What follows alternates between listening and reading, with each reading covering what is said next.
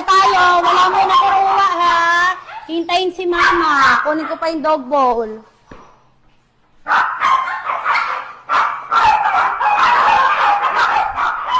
Halika na, upo na rito. Upo na. Lapit na kay mama, upo na. Very good.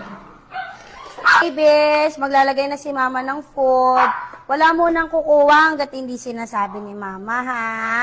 Alam nyo guys, alam lang talaga nila yan kasi araw-araw, ganyan po yung ginagawa sa kanila. Kaya natutunan na talaga nila na hindi muna sila kakain hanggat hindi natatapos si mama. At saka natuto lang kasi talaga sila na magpe-pray muna bago po sila kakain.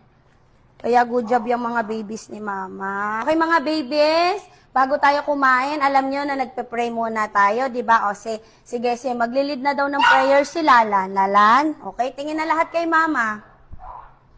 Papa God, maraming salamat po sa food ng mga batuta ngayong araw.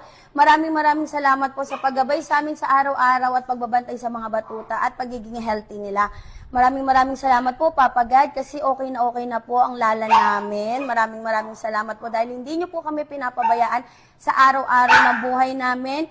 In Jesus' name, Amen. Okay, babies? O, diba? Pag narinig nila yung in Jesus' name, tsaka lang po sila kukuha ng food nila. Ganyan sila kababae. Good job, babies. Kaya na. Sige na Lalan. Ay,